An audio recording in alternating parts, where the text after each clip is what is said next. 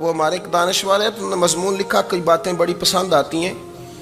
وہ کہتے ہیں کہ میری اہلیہ، ان کو بھی کسی نے نا مس گائیڈ کر دیا تھا، حالانکہ اچھی خاتون ہے، کسی نے مس گائیڈ کر دیا، تو وہ بھی سماجی اور ویلفیئر اور یہ خواتین کو شوق ہوتا نا بننے کا، تو وہ بھی سماج کے اندر اچھا مقام تلاش کرنے کے موڈ میں آ گئی۔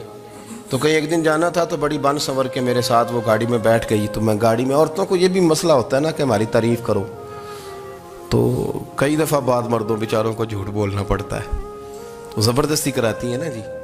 تو اس میں گنجائش بھی دی ہے شریعت نے گنجائش دی ہے کہ کبھی بیوی کو راضی کرنے کے لیے خلاف واقعہ بات کرنی پڑے تو کر لینی چاہیے، تو وہ کراتی بھی ہیں۔ 3 موقع پر خلاف واقعہ بات کرنے کی اجازت ہے، واقعے کے خلاف بھی آپ بات کر سکتے ہیں، جنگ کے موقع پر 2 لوگوں کو صلح کرانے کے لیے اور بیوی کو راضی کرنے کے لیے کر لیں کوئی ایسی بات، بے شک اپنی طبیعت پہ جبر کر کے کر لیں، گنجائش ہے، اجازت ہے۔ تو وہ کہتے ہیں جب وہ گاڑی میں میرے ساتھ بیٹھی بن سنور کے، تو وہ تقاضا کرنے لگی کہ میں نے مطلب بڑے اچھے کپڑے پہنے ہیں پر آپ نے توجہ نہیں کرائی۔ وہ سیاںا بندہ تھا، وہ چاہ رہا تھا کہ میری خاتون سمجھ جائیں۔ وہ کہتے ہیں مجھے پتہ تھا کہ بیچاری مس گائیڈ ہو گئی ہے، دل کی بڑی اچھی ہے، سیاਣੀ ہے، لیکن اس کو نا کچھ خواتین نے، کچھ لوگوں نے مل کے اس کو ذہن غلط کر دیا ہے کہ سماج میں نکلو، باہر جاؤ، کام کرو، فلاں کرو، اپنی مرضی سے جیو۔ تو میرے ساتھ گاڑی میں بیٹھی کہیں جانے کے لیے، تو مجھ سے کہنے لگی کہ آپ نے میری طرف توجہ ہی نہیں کی، آپ نے کوئی ذکر ہی نہیں کیا کہ میں کیسی لگ رہی ہوں۔ تو وہ کہتے ہیں میں نے اسے کہا کہ اگر تو ناراض نہ ہو تو پھر میں صحیح والی تعریف کر دوں۔ تو اس نے کہا کہ آپ کر دیں۔ تو کہتے ہیں میں نے درد سے اور خلوص سے اپنی بیوی سے کہا، خلوص کے ساتھ میں نے کہا میں تو روز گھر ہوتا ہوں، روز شام کو گھر ہوتا ہوں، اگر تو میرے لیے تیار ہوتی تو میں تیری تعریف کرتا، لیکن آج تو باہر جانے کے لیے تیار ہوئی، تو پھر ان سے تعریف کی امید رکھ جن کے لیے تو نے تیاری کی ہے۔ میرے لیے تیاری کرتی تو میں تو ہر شام تیرے پاس ہوتا ہوں۔ کہتے ہیں میرے لفظوں میں درد تھا تو وہ بھی رو پڑی، اور کہنے لگی آپ گاڑی روک دیں، مجھے باہر جا کے کسی کو راضی نہیں کرنا، میں نے اسے راضی کرنا ہے جس کو رب کریم نے میرا شوہر بنایا ہے اور میرے لیے منتخب کیا ہے، میرے ماں باپ کو۔ میں واپس لوٹتی ہوں۔ یہ ایک پہلو ہے سلگتا ہوا، اس کو سمجھا جائے۔ عورت کو ویسے بھی قابو کرنا بڑا آسان ہوتا ہے۔ اعلیٰ حضرت بریلوی رحمۃ اللہ علیہ فرماتے ہیں بیٹیاں نازک شیشیاں ہوتی ہیں، ان کو تو ذرا سی چوٹ لگے تو ٹوٹ جاتی ہیں۔ دیکھیں کتنا بڑا جملہ کہا بریلی کے امام، میں نازک شیشیاں ہیں، ذرا کوئی آدمی گمراہ کرتا ہے، ذرا خراب کرتا ہے۔ اب دیکھیں نا، یہ جو بچیوں کو بچے مس گائیڈ کرتے ہیں، انہیں بڑے بڑے خواب دکھاتے ہیں، وہ بیچاری ماں باپ کو چھوڑ کے، بہن بھائی کو چھوڑ کے اس کے ساتھ شادی کرتی ہے، پھر جو اس کا بعد میں حشر ہوتا ہے، آپ ادلیاں نو سردار پہن تکے تے شرما والیاں نو جھوٹے ڈولیاں دے۔ پھر وہ بیچاری ماں باپ رکھتے نہیں، وہ ظلم کرتا ہے، تو کتنی بڑی تکلیف میں وہ بچی آ جاتی۔ نازک شیشی ہوتی ہے نا تو ٹوٹ جاتی۔ یہی حال اب جدید خواتین اور یہ جو کچھ اینکر پرسن ہیں، یہ اصل میں نا یہ آپ کو سیاست سکھاتے ہیں، لیکن یہ مادر پیدر آزاد لوگ ہیں، بالکل آزاد۔ یہ تو علماء شور نہ کریں، بات نہ کریں، گفتگو نہ کریں، مشائخ بات نہ کریں، اور یہ جو کچھ سنجیدہ اور دینی طبقہ ہے یہ کچھ شور نہ کرے، یہ تو روڈوں پہ ننگے ہو کے آ جائیں معاذ اللہ۔ خوفناک نظریہ رکھتے ہیں یہ لوگ۔ عورت کو کہتے ہیں تیرے حقوق ہم تجھے لے کے دیں گے، مثلاً وہ کون سا حق ہے جو تم نے لے کے دینا ہے؟ میرے نبی کریم صلی اللہ علیہ وسلم نے اس کو بیٹی بھی بنایا ہے، اس کو بہن بھی بنایا ہے، اس کو ماں بھی بنایا ہے، اسے بیوی کا عالی شان رتبہ بھی عطا فرمایا ہے۔ اور چونکہ بیٹی کا بھی حق بڑا بیان کیا جاتا ہے، بہن کا بھی، ماں کا بھی، اور بیوی کے معاملے میں لوگ سمجھتے ہیں کہ زیادہ بات نہیں کرنی چاہیے، شاید مسئلہ خراب ہو جائے۔ حالانکہ نبی پاک صلی اللہ تعالیٰ علیہ وسلم نے بیوی کے بارے میں پتہ کیا فرمایا؟ فرمایا جب تم نکاح کر لیتے ہو تو اپنا ایمان محفوظ کر لیتے ہو۔ اب میں اس کی شرح نہیں کرتا، اب خود کر لیجئے گا کہ وہ ایک ایسی شخصیت ہوتی ہے کہ جس کی موجودگی میں آپ کا ایمان محفوظ ہے۔ اب میں نہیں سمجھتا کہ اس سے بڑی بات کوئی اور ہو سکتی ہے، جس کی موجودگی میں آپ کا ایمان، اور بھئی یہ حدیث پاک عرض کر رہا ہوں، نکاح جب کوئی کر لے تو اس نے اپنا ایمان مکمل کر لیا۔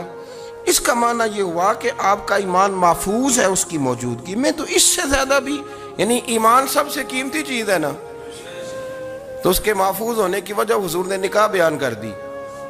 اب میرا خیال ہے بی بی اگر کوئی اس سے بڑا حقوق مانگے گی تو بیوقوفی کرے گی۔ اتنا بڑا درجہ نبی کریم نے اسے عطا کر دیا، اتنا بڑا مقام دے دیا کہ تو خامند کے ایمان کے محفوظ ہونے کا ذریعہ بن گئی ہے۔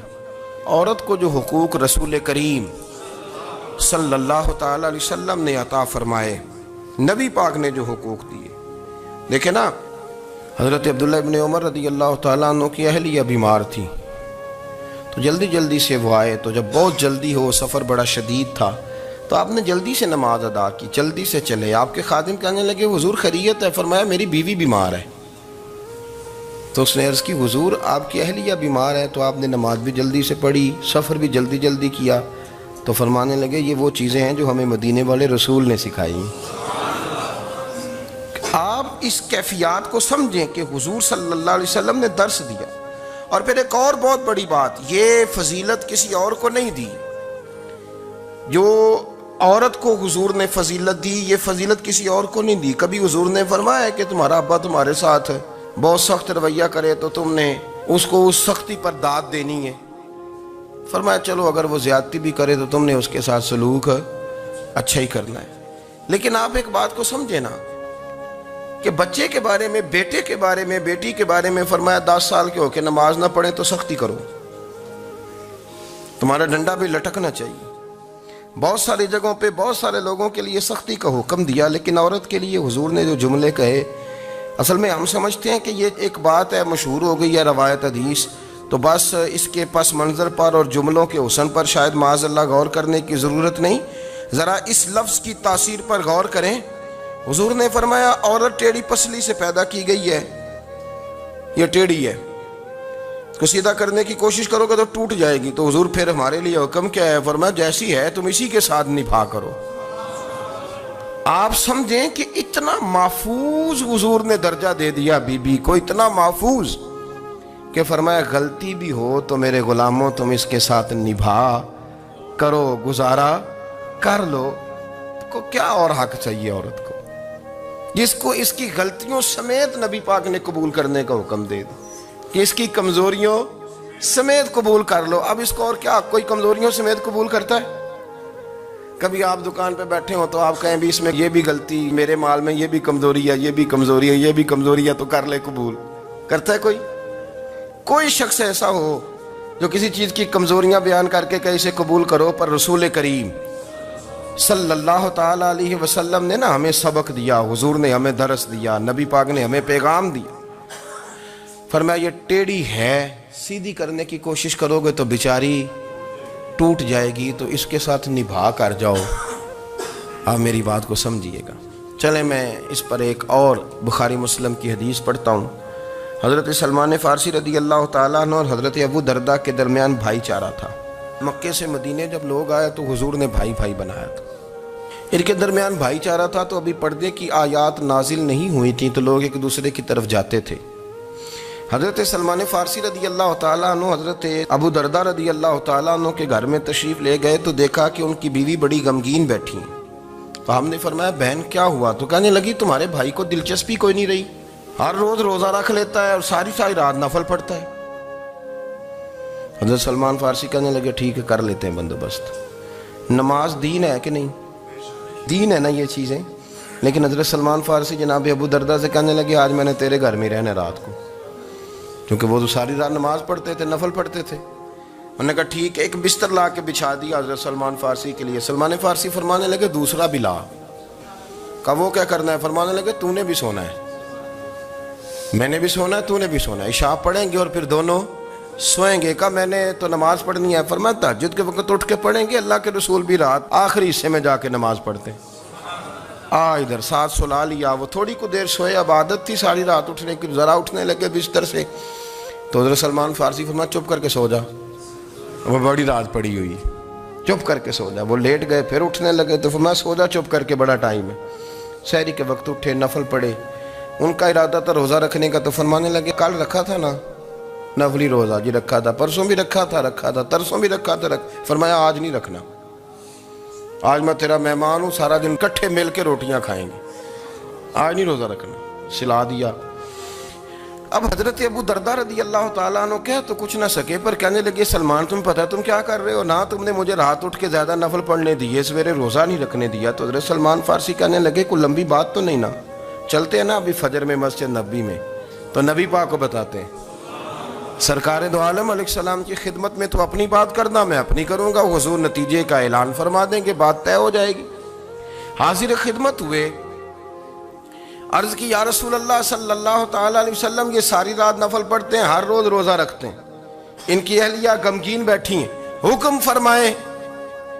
تو نبی پاک صلی اللہ علیہ وسلم نے فرمایا پھر ہوا کیا؟ یا رسول اللہ میں نے رات سلایا ہے، سحری میں اٹھایا ہے، سویرے روزہ نہیں رکھنے دیا۔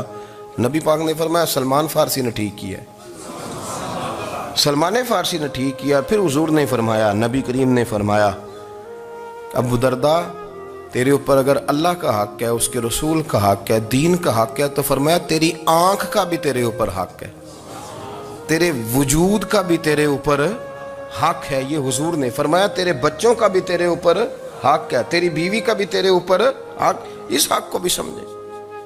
حقوق اللہ بھی ہیں، پر تیری آنکھ کا بھی تیرے اوپر، کیا مانا کہ تیری آنکھ سونا چاہتی ہے تو اسے سلا بھی، تیرے وجود کا بھی تیرے اوپر حق ہے، تو تیرا وجود آرام کرنا چاہتا ہے تو اسے آرام بھی کرا۔ اور پھر وہاں نبی پاک صلی اللہ علیہ وسلم نے فرمایا میں تم سب، سننا یہ لفظ حدیث کے، حضور نے اسی موقع پر فرمایا میں تم سب سے زیادہ اپنے رب کو جانتا ہوں اور میں تم سب سے بڑھ کر اپنے رب سے ڈرتا ہوں۔ حضور فرمانے لگے میں روزہ بھی رکھتا ہوں، افطار بھی کرتا ہوں، یعنی کبھی رکھتا ہوں اور کبھی نہیں رکھتا۔ فرمایا میں نفل بھی پڑھتا ہوں اور اپنی بیویوں کو وقت بھی دیتا ہوں۔ سرکار مسجد میں بھی آتے تھے، نواسوں کے ساتھ کھیلا بھی کرتے، ان کے ساتھ پیار بھی کرتے۔ تو اتنے بڑے حقوق حضور نے بیان فرمائے عورتوں کے کہ تمہاری بیوی کا بھی تمہارے اوپر۔ لو ایک حدیث بخاری کی اور یہاں بیان کر دیتا ہوں۔ ایک شخص نے آ کے عرض کی یا رسول اللہ صلی اللہ تعالیٰ علیہ وسلم جہاد کے لیے تیاری ہو گئی ہے، صفیں بن رہی ہیں، مجاہدین کی تیاری ہے، تو میرا بھی نام لکھ دیا گیا ہے مجاہدوں کی لسٹ میں، لیکن یا رسول اللہ صلی اللہ تعالیٰ علیہ وسلم میری بیوی نے حج کی تیاری کر لی ہے اور میرے دوستوں نے، صحابہ نے میرا نام مجاہدین کی لسٹ میں لکھ دیا، تو میرے لیے کیا حکم ہے؟ یہ بخاری مسلم ہے۔ تو نبی پاک صلی اللہ تعالیٰ علیہ وسلم نے فرمایا جہاد پہ کوئی اور چلا جائے گا تو بیوی کے ساتھ حج کرنے جا، اسے محرم کی ضرورت ہے، وہ تیرے بغیر کیسے جائے گی؟ مجاہدین کو تو اور مجاہد مل جائے گا، پر تو اپنی بیوی کے ساتھ جانا۔